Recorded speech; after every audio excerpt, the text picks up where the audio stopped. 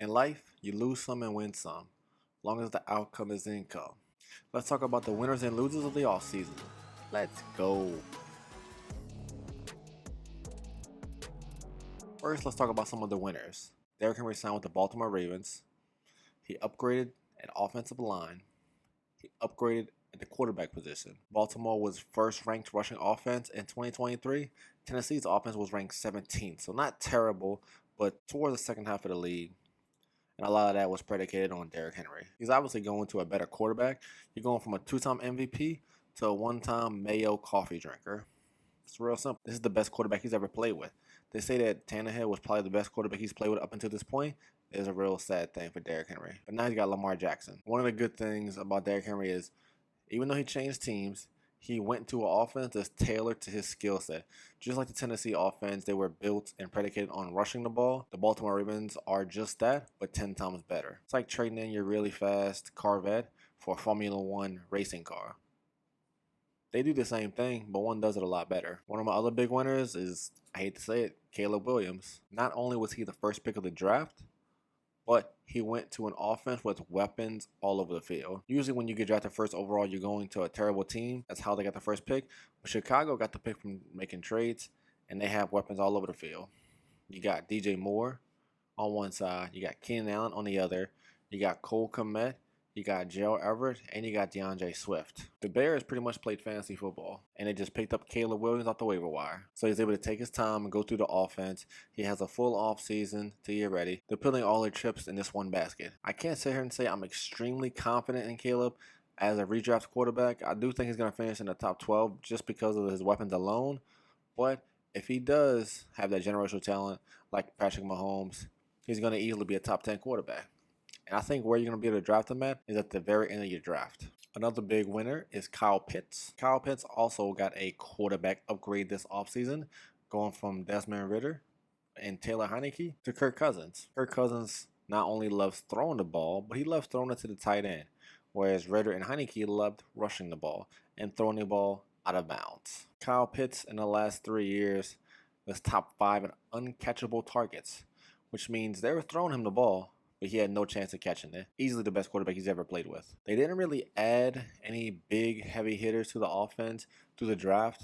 So this offense is going to run through Drake London, Bijan Robinson, and Kyle Pitts, which is good for Kyle Pitts for fantasy purposes. So Kyle Pitts is locked in as a top 5 tight end for me this year in fantasy football. Now these guys are more of a addition by subtraction, but it's still overall winners of the offseason. Quentin Johnston and Josh Palmer.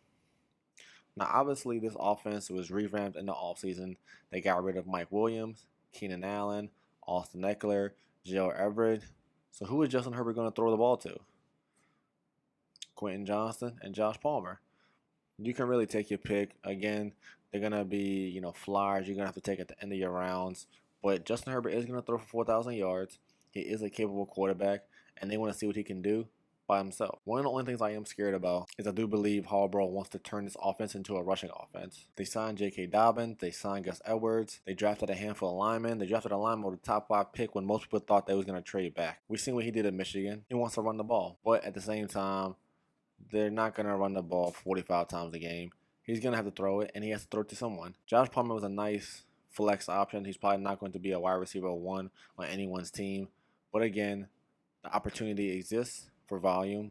And Quentin Johnston still has the ability. He was a first-round pick last year. I don't think this coaching staff is going to give up on him. I do think they're going to give him, probably one more chance to shine.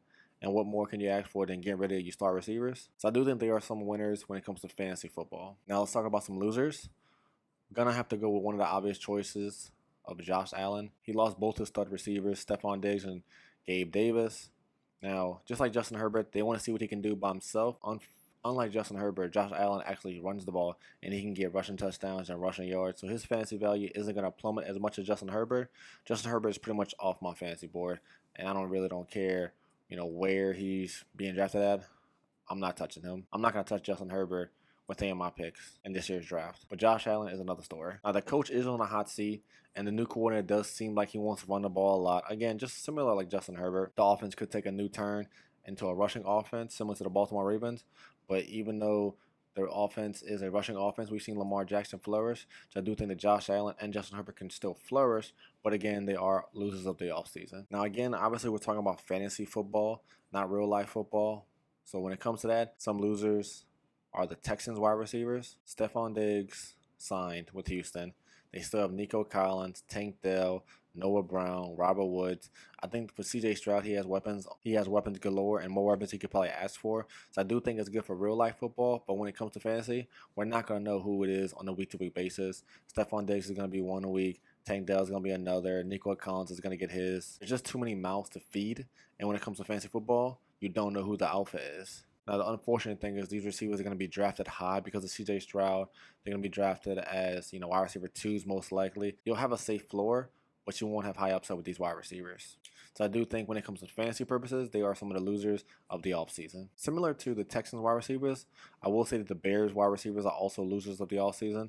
And when I say the receivers, I'm mainly talking about DJ Moore and Keenan Allen.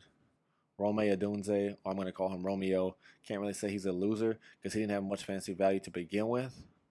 Again, this is more or less fantasy football than real life because these guys are going to benefit from Caleb Williams, and Caleb Williams is going to benefit from these guys. But both these wide receivers are now wide receiver 2s with upside on any given week. Keenan Allen was a clear-cut wide receiver 1 last year, and so did DJ Moore was a top 5 receiver.